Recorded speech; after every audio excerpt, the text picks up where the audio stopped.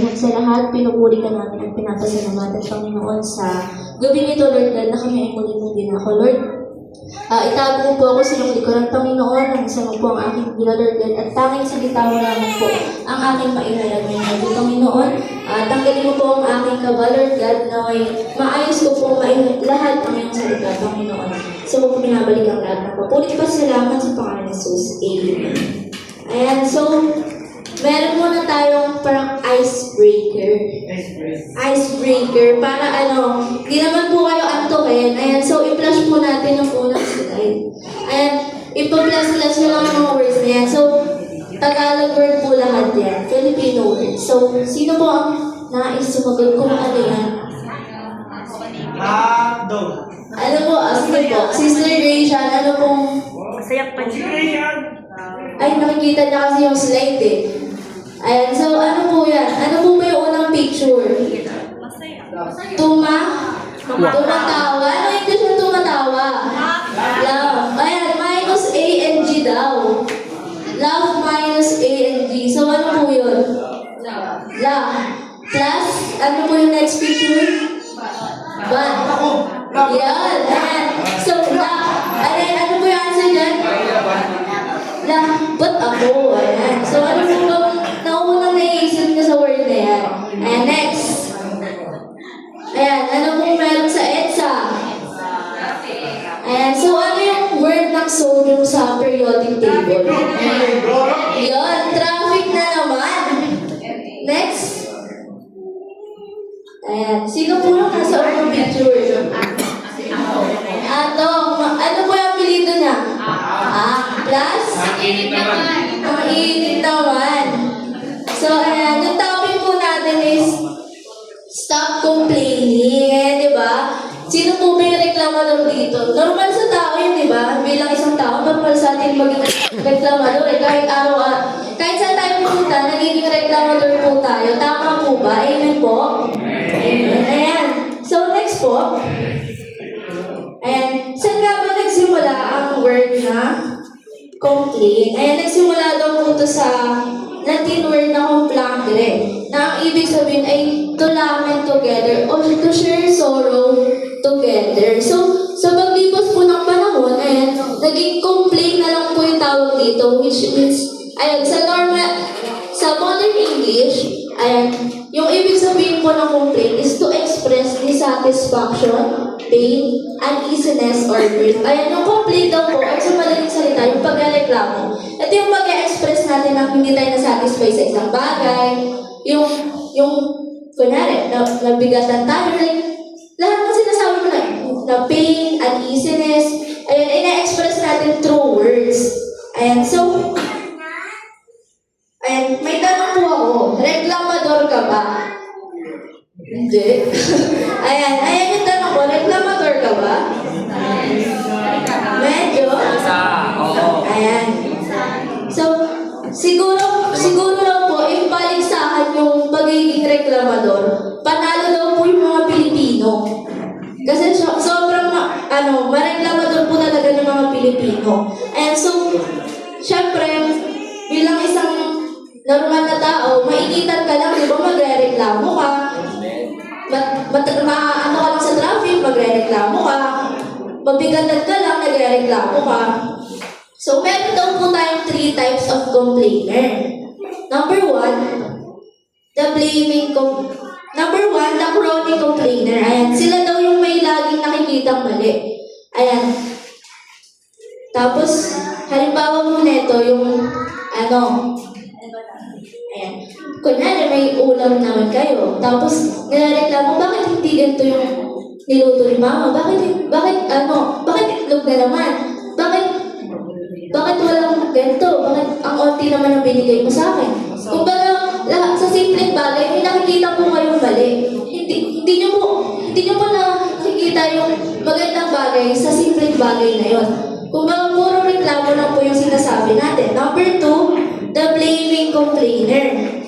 Ayan. Laging may kasamang pagturo ng daliri pag nagreklamo. Ito naman yung laging may sinisisi. Halimbawa po na ito yung hindi mo inaakala sa sarili mo na may mali ka. Kumbaga, pag sinabi pag tinuturo mo sa iba yung isang bagay, ano ba naman yan kasi, hindi mo binuhat to, ano ba naman yan kasi, ba't hindi gano'n yung inano mo? Ano ba naman, lagi mo sinisili sa iba, yung mga ganong bagay. And number 3, the hopeless complainer. Ito naman po yung mga taong walang pag-asa sa buhay. Kumbaga, hindi po sila naniniwala sa nadabangan kahapon, bukas ay bumangon. Hindi po sila naniniwala doon. Kumbaga, pag sinabi, nakaranas sila ng pagsubok ngayon, wala na yun. Hindi na nila kaya yun. Ganun sa isip nila. Wala na silang pag-asa.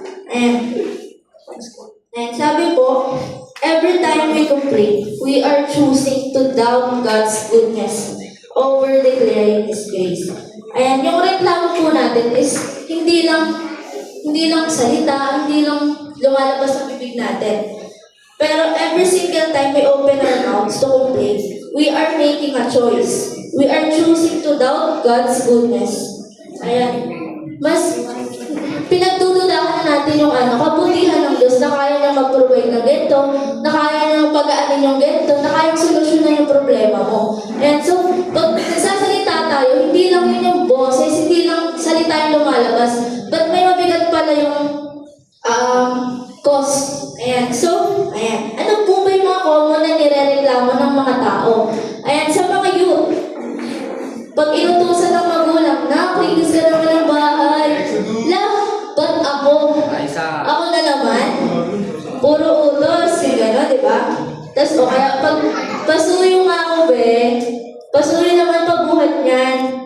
Yung, bigat-bigat niyan eh. O, di ba? Ganun agad. Di mo pa nabubuhat, pero nagre-reklamo ka agad. Ayan. Sa mga schoolworks po, ano ba yan? Dami nang gagawin? Sana di ka na nag-aaral, di ba? Ano ba yan? Ang dami naman bayarin sa school, di ba? Ganun agad. Pag yun nga, sa ulam, pag uwi mo ng bahay, maano ulam? Di ba?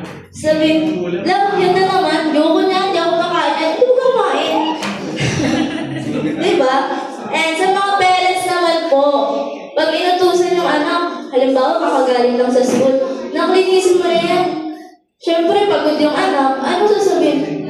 Di agad nasunod, pero ano sasabihin agad? Ano ba naman yan? Akala mo may mga katulong, di ba? Pag ako namatay, kawawa talaga kayo. Ganyan sila, di ba? Tapos, pag nahingi ng pera, anak kasi may project, ano pong sinasabi? Ano pong sinasabi ng magulang? Pera na naman? Akala mo sa akin, makatanga tayo ng pera? Di ba? Yung mga ganyan po yung magulang. Ayan. Yung mga naman po, magulang na mataas yung expectation sa anak nila.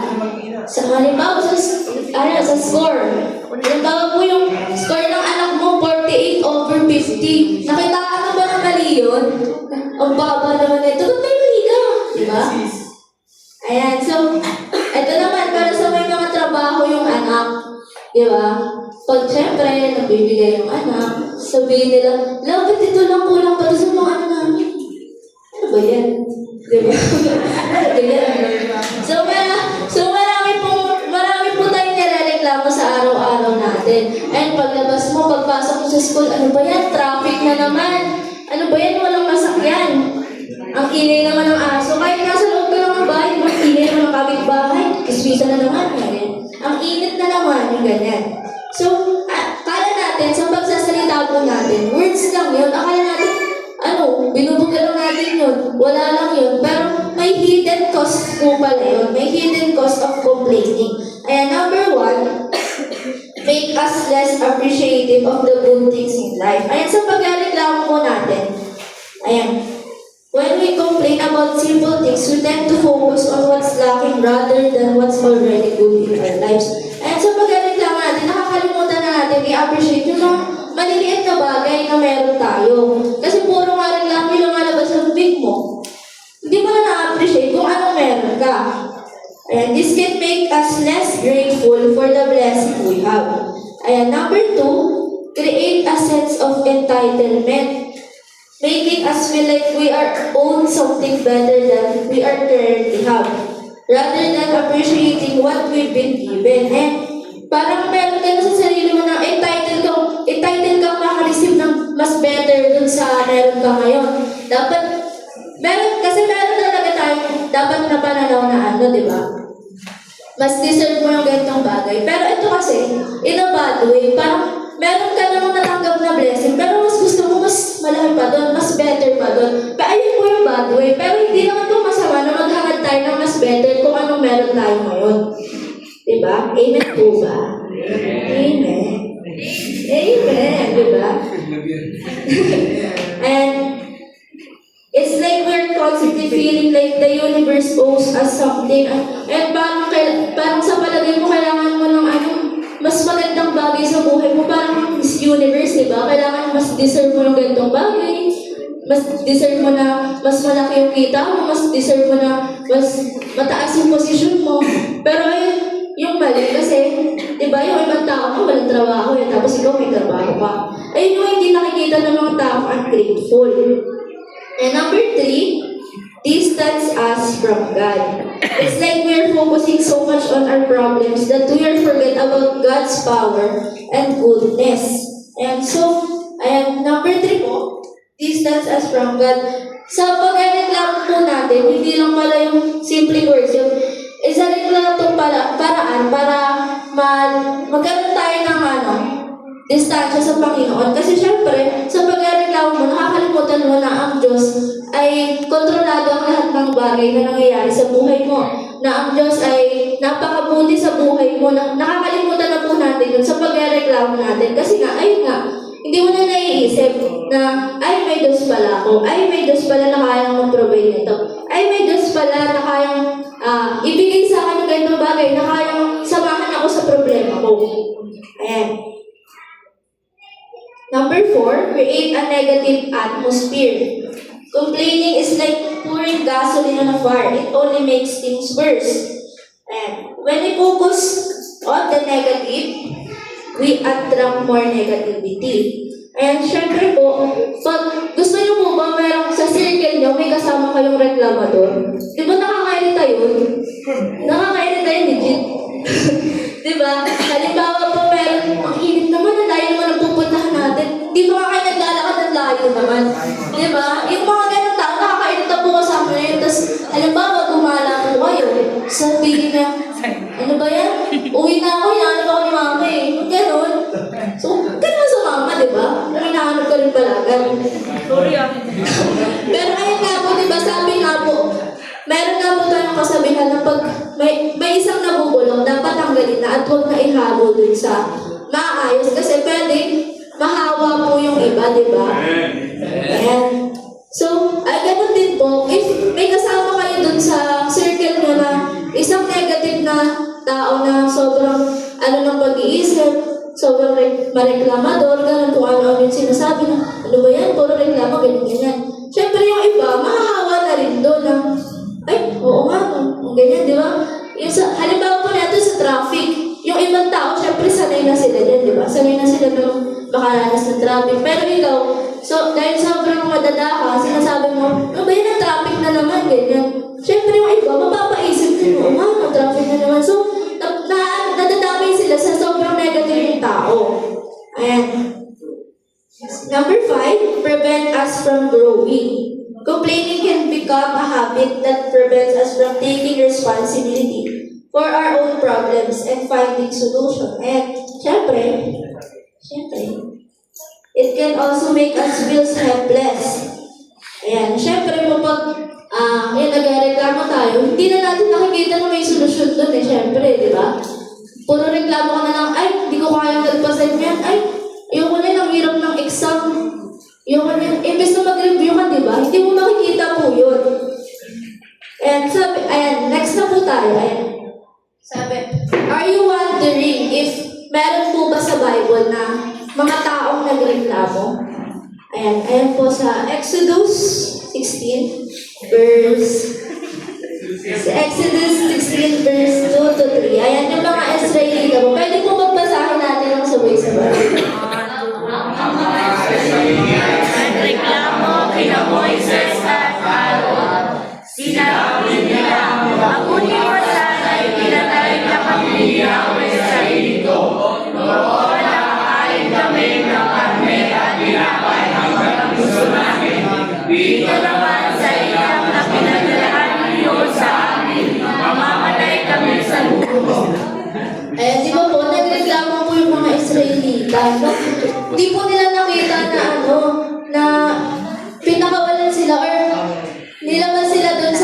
Kristo, di ba? Parang hindi nila na-appreciate yun na ginawa ng Diyos yun. Ano pong sinabi nila yan, di ba? Nagreklamo sila na mas mabuti pang pinatay na lang sila doon, di ba? Hindi nila nakita ng ang daming ginawang kabutihan ng Diyos sa buhay nila, di ba? Yung hinati yung Red Sea, di ba? Hindi nila nakita yung sobrang ungrateful po nila. And akala po natin, di ba, mga words lang na lumalabas sa bibig natin na puro reklamo lang. Pero minsan po pala, hindi natin alam na ano na natin to sa Diyos. Na biblim na rin natin ng Panginoon na nagreklamo tayo sa Panginoon. Ay, next verse po. Ay, basahin po natin yung next verse. Binubukan ni Moises, mamaya ang nanibigay niya ng ng pagre. Bukas ng umaga ay tinapay ang ibibigay niya sa inyo hanggang gusto ninyo. Yan ang nagsagot sa inyo. Ang totoo at mga reklamo ninyo ay laban sa kanya, hindi sa aking magpapalagay ng mga pagreklamo. Ayan, di ba? Hindi lang po sila nagreklamo kay Moses at kay Aaron. Ayan, sinabi po dyan, di ba? Nagreklamo na sila sa ating Panginoon. Ayan. So, dito na po tayo sa ano ba yung mga kailangan natin gawin para ma-break yung cycle ng negativity sa buhay natin, para ma-break yung mga pagreklamo natin. And number 1, practice gratitude. And look for the good things. Kahit sobrang laki po ng problema na nangyari sa inyo, always look for the good things. Halimbawa po nito, nawalan ka ng trabaho. Pero, buhay ka pa rin, di ba? Ganun dapat yung mag-iisip na buhay ka pa rin. Tapos, ayan, halimbawa nito, nasagasaan ka. Pero buhay ka pa rin, di ba? Kaya ganun bagay, nasagasaan ka pero buhay ka pa rin. Ayan, yung halimbawa po nito, ito pa, yung sa pagreklamo natin sa magulang natin. Ba't ako na naman yung uutusan ko? Isipin mo na lang iba, wala nang magulang na nag-uutos sa kanila. Diba? Be grateful pa rin po sa lahat ng bagay. Kahit inuutosan ka na laging magugas ng plato, isipin mo yung ibang tao, wala na nag-uutos sa kanila na gawin yan, diba? Yung iba namimiss na may mag-uutos sa kanila. And always look for the good things po. Don't focus on what you don't have. Instead, notice and be thankful for the good things that are already in your life every day. And kung kung itlog na naman yung ulam mo, magpasalamat ka pa rin kasi may ulam kayo, di ba? Kahit tuyo lang yung ulam nyo, magpasalamat ka pa rin. Amen. Ayan. Magpasalamat ka pa rin na may nakakain kayo kasi, ayan nga, di ba? Thankful talaga ako sa mga parents natin kasi di ba nung bata tayo, pag may tirang pagkain sa plato natin, sabihin nila, yung ibang bata, walang makain, ubus mo yan. Gano'n, di ba? Bata pa lang po tayo, tinuturuan na tayo maging grateful ng mga magulang natin na magpasalamat sa kung ano meron tayo sa kapagkainan natin. And sabi nga po sa 1 Thessalonica 5 verse 18, at magpasalamat kayo sa Diyos sa lahat ng pagkakataon, sapagkat ito ang kalooban ng Diyos para sa inyong pakikipagkisa kay Kristo. Ayan, wala naman pong sinabi na sa magagandang bagay lang tayo magpasalamat sa Diyos, di ba? Sa mga, parang magagandang pangyayari lang sa buhay natin, wala namang sinabi dyan, pero ang sinabi po sa lahat ng pagkakataon. Kahit magkaroon man tayo ng problema, isipin po natin yung good things sa bagay na yun. Huwag po tayong mawala ng pag-asa. Ayan, number 2, meron palang quote doon. Life gets better when you stop complaining and start appreciating. And syempre, ang naisip ko dito, di ba sinasabi nila, pag puro reklamo ka daw, puro galit ka daw sa, yung mga sinasabi mo, puro na lang. Parang, di ba lagi ka na masimangot, gano'n. Tatanda ka daw agad, gano'n. Papangit ka daw agad. Eh, kung ayaw nyo mo pumangit, huwag na po kayo magreklamo. Eh, di ba sabi, life gets better. Huwag po kayo magpaka-stress sa mga bagay-bagay, sa mga simpleng bagay. Kung gusto nyo maging maayos yung buhay nyo, di ba? Maging appreciative kayong tao. And number 2, bring your complaints to God. Bringing your complaints to God is important because it allows you to be honest with Him about your feelings, struggles, and doubts. And syempre, huwag natin kalimutan na ibigay sa Diyos yung mga complaints natin, yung mga reklamo natin. Huwag mo nang huwag mo nang sabihin na ano ba yan? Ano ba yan? Wala naman ako. Sabihin, isang po mo na lang kay Lord, di ba? Lord, bakit wala kami ano? Bakit inutusan na naman ako ni Mama? Lord, bakit naman ang liit na binigay ng anak ko? Lord, bakit wala naman akong pambayad sa kuryente? Yung gano'n, di ba? Kasi pag binigay mo natin kay Lord yun, di ba? God will provide nga po.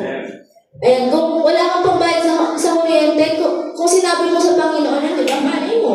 Magbigay ang Lord ng pagkakakitaan para mag-provide yung kinakailangan mo, di ba? And when you share your concerns and emotions with God, you are acknowledging that He is in control and capable of handling your problems. And ipagkatiwala po natin sa Diyos ang lahat ng bagay. And sabi nga po sa Psalm 142 verse 2, I pour out before Him my complaint. Before Him I tell my trouble. Ayan, ibigay natin sa Diyos lahat ng alalahanin natin. Lahat ng mga pagreklamo natin. Huwag mo na i-chismis sa ano mo. Kasi nga, diba, sabi, pag mayroong isang negative na tao, makahawa na sila. Paano pag pinwento mo pa yun, ano ba yan, si ano? Wala naman akong ano. Diba, pag pinwento mo pa yun sa iba, maaaring makahawa na sa negative na pag-iisip mo. Maaaring madamay siya. Kaya ang mas maganda dito, sa Diyos mo na lang i-share, di ba? Sa Diyos mo na lang i-chismis yung mga ganung bagay. And sabi nga, complaining does not change what we have. Praying changes how we see it, and faith moves us to change it. Ay, nung pagreklamo ko, wala naman pong ano yan eh. Pag sinabi mo magbabago ba, magkakaroon ka ba ng pambayad sa kuryente nyo? Pag nagreklamo ka ba, maghuhugas mag-isa yung mga pinggan dyan. Di ba? Pag nagreklamo ka ba, magiging lechon yung ulam nyo. Di ba? Hindi naman po. So, ang pagreklamo ay walang binabago sa sitwasyon mo. Pero, at ito ay nagpapabigat lamang po sa pakiramdam mo. Pero ang panalangin ay pag nag-pray tayo sa Panginoon.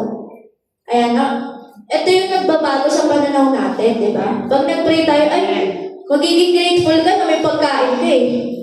Kasi kung inunaman ng reklamo, walang mangyayari talaga dyan. Pero pag pinagdasal mo sa Panginoon, makikita mo, ay, salamat kay Lord kasi may ganito ako. Salamat kay Lord kasi may magulang pa ako.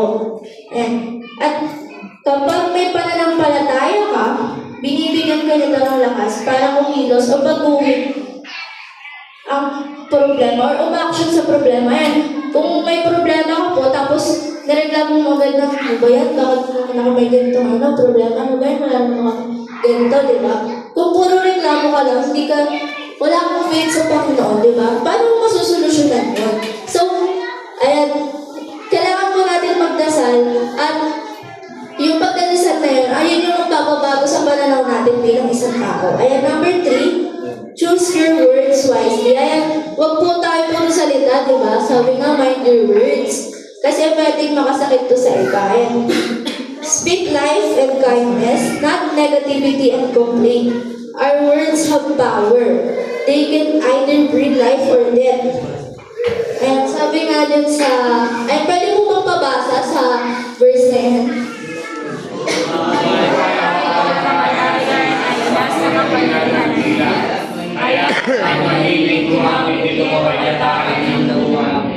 Ayan, kung ano po yung sinasabi natin, syempre, ayun din yung mangyayari, di ba? May power of the nga daw po. Kaya, huwag po tayong puro salita lang, dapat mind your words. Kung may sasabihin kang masama, di ba? Dapat pag-isipan mo muna bago mo ilabas sa bibig mo. Tapos, ayan, sabi nga, ang salita mo ay binhi. Huwag kang magtanim ng reklamo kung ang gusto mong aminin ay biyaya. Ayan, di ba?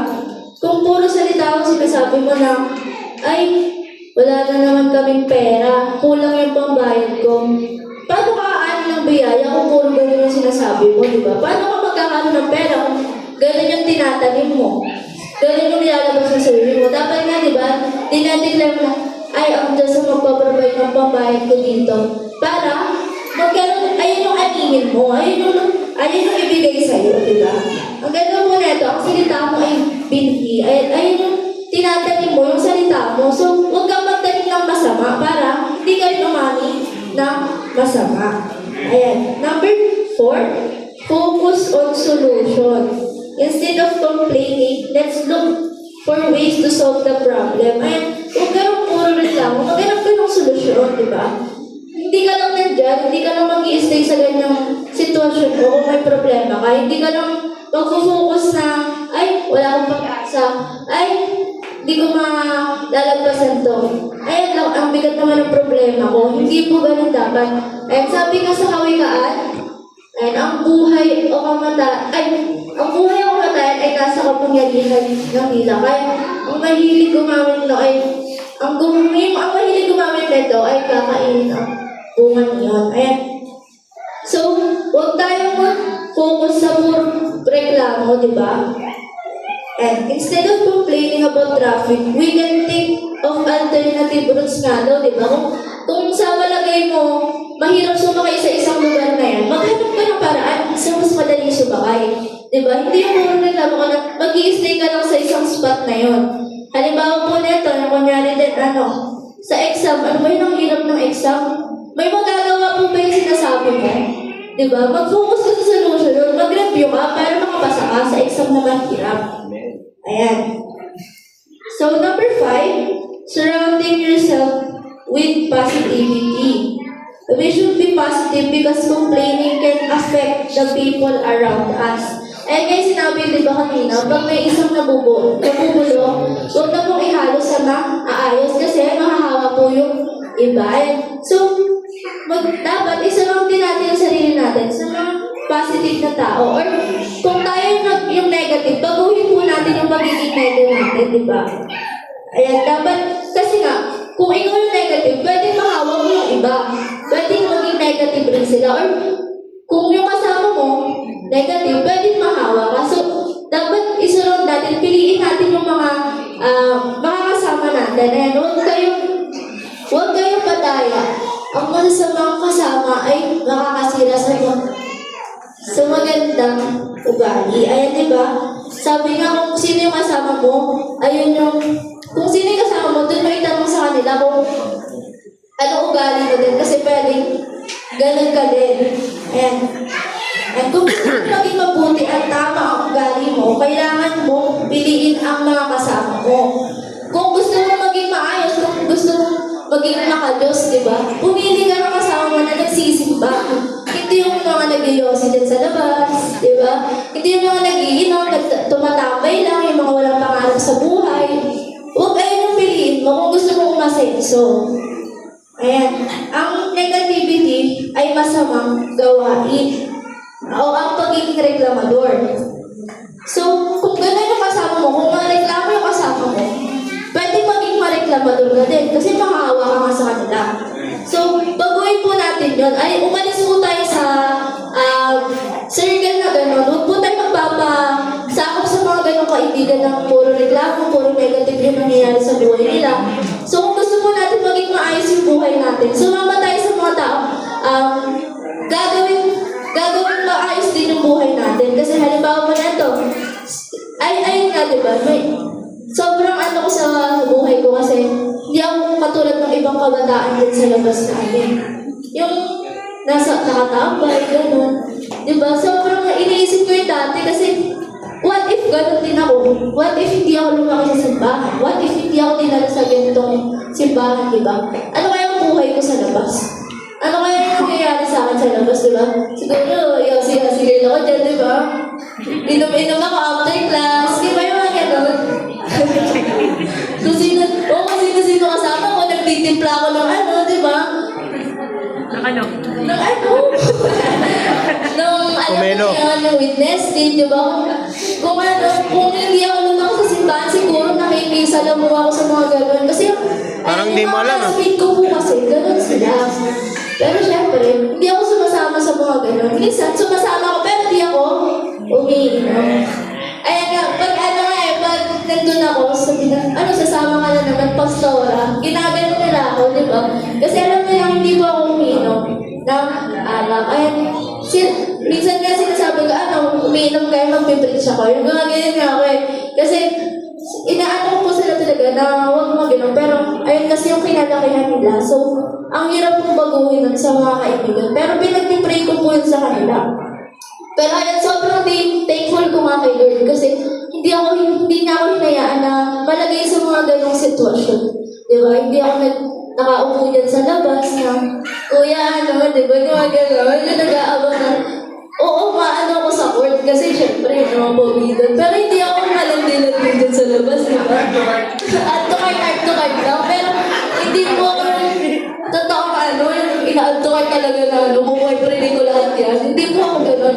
Pag add to cart lang sa akin, pogi, gano'n. Kaya, pag pogi, pag sinabi ko add to cart ka, pogi ka sa akin. Ayan, di ba? Add to cart, Pastor Jolly.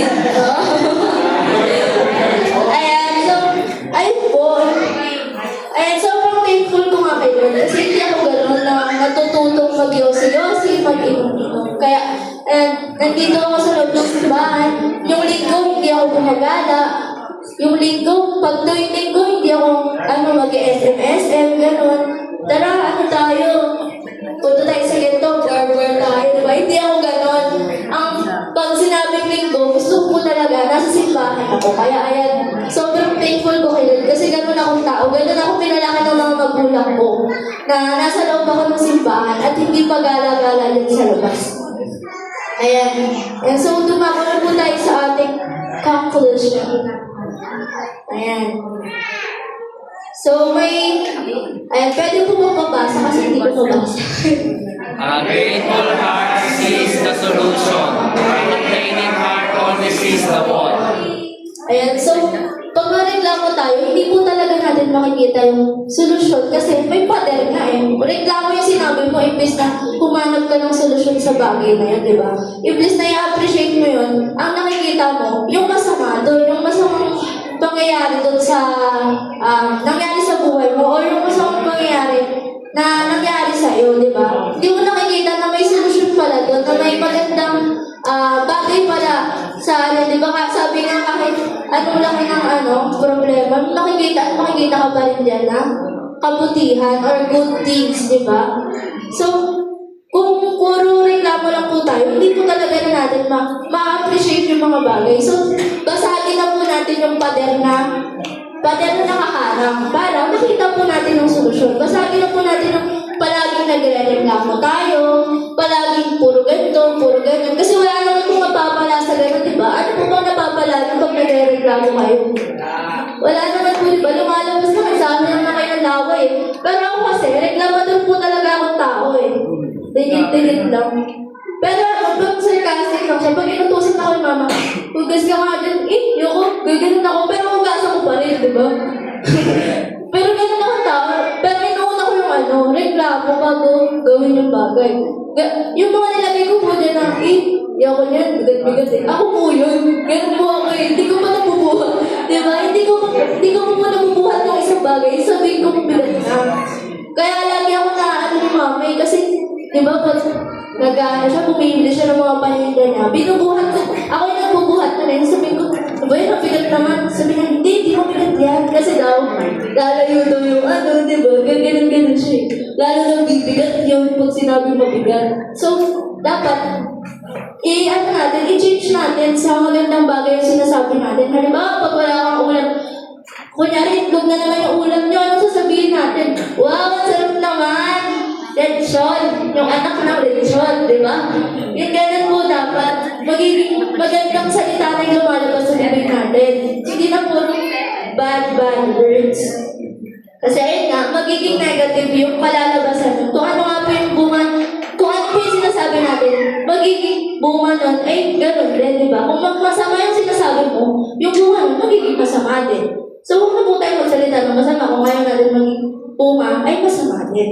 And ang bawat reklamo ay isang sandaling kinalimutan mo ang biyaya ng Panginoon. So, sa bawat pagkareklamo natin, kinakalimutan daw po natin na God is good, di ba? Sabi nga, God is good all the time, pero nagreklamo ka naman na bakit ganyan? Bakit ganito? So, sa bawat pagkareklamo natin, nakakalimutan na. Kala natin simple words lang yun, pero nakakalimutan na po pala natin na God is good all the time, di ba?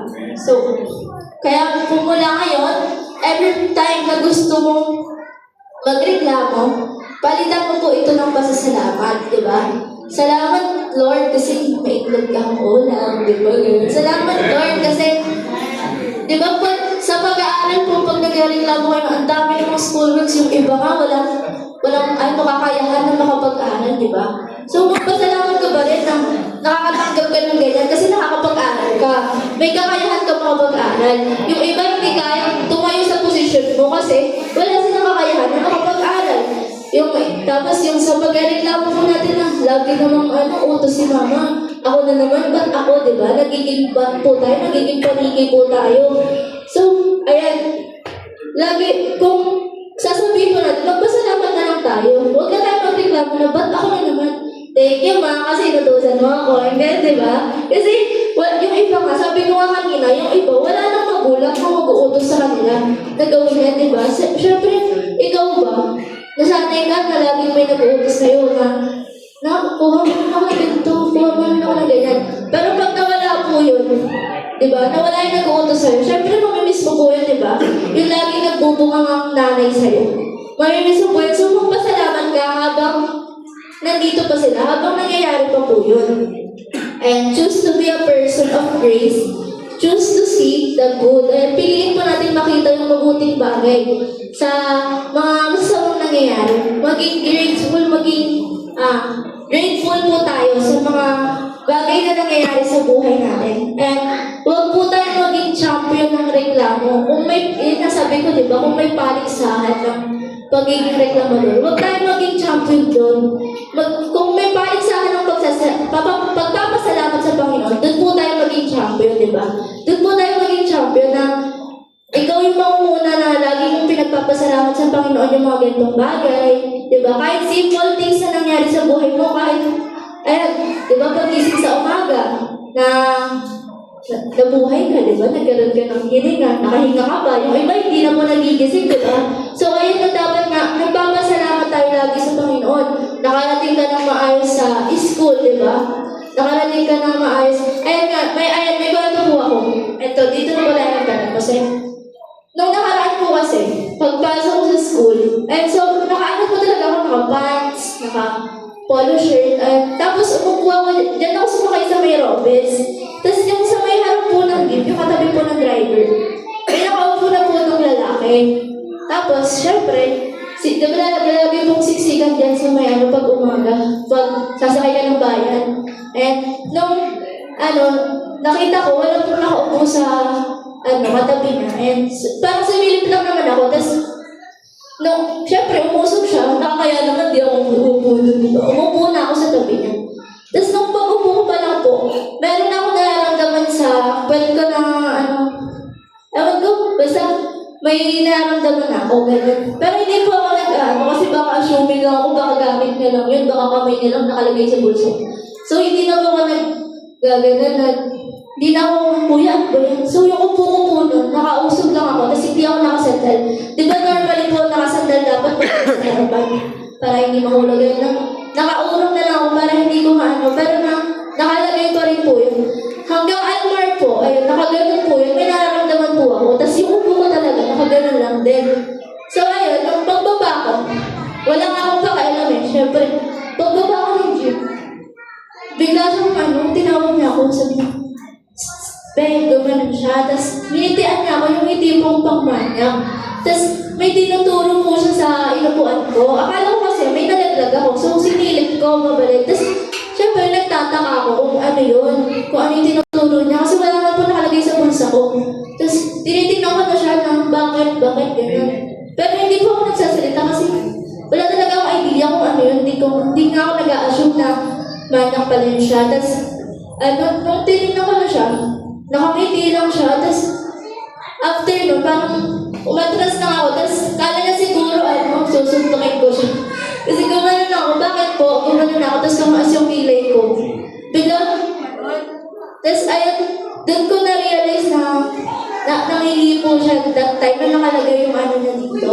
So ayun, di ko na-realize na videohan, picturean, kasi ayun nga, pagtawid ko sa carnival, doon ko lang na-realize na, hindi po ano na, manlang niya, ganyan. Doon ko po na-realize na, totoo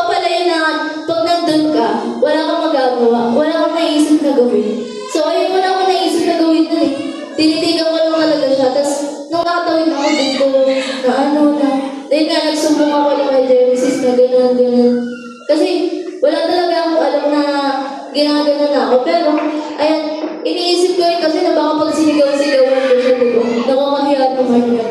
Pero, nung pagpasok ko sa room, sobrang nanginginig po ako nun kasi ewan ko anong nangyari sa akin that time. Ewan ko ba't nangyari sa akin yun. Kasi, di ba nung nakaraan na uso lang yung may hinipuan, ganyan. Tapos, ewan nang mangyayari pala sa akin. Ayun, pero pinagpapasalamat ko pa rin kay Lord kasi walang matinding nangyari, ganun. Walang yung hindi yung sobrang ginagano ganun niya. Hindi kami nagkaabutan sa ganun. Kaya pinagpapasa Diyos ka lang. Sabi ko nga na si Lord na bahala sa'yo. Alam mo yung umakit ako sa overpass, nanginginig ako, sinasabi ko si Lord na bahala sa'yo, si Lord na bahala sa'yo. Tapos sabi ko nga, sabi makita ko siya ulit para masapak-sapak ko. Kasi nakakainis po. Yung mukha na po kasi hindi po siya halatang yung manyak, ganun. Ang mukha niya po siyang pagdating niya sa mga department store po. Yung mga maayos tingnan, malinis, maputi, maayos yung buhok na parang bakla, gano'n. Parang po siyang bakla, so hindi mo po maiisip na gaganon siya. Nangyari. Kaya, doon pa lang pala, una pa lang pala, kasi tinawag niya na ako nun nung papasok ako sa gym. Sabi niya, Ben, dito ka na, dito siya. So, di naman kasi ako iskandalosang tao, di ba? Hindi naman ako Kaya, nung tumawid ako, doon ko na-realize lahat. Kaya pinagpasa Diyos ko talaga lahat ng bagay na nangyayari sa akin. Tapos, nung pauwi ako, hindi na po ako sumakay ng gym.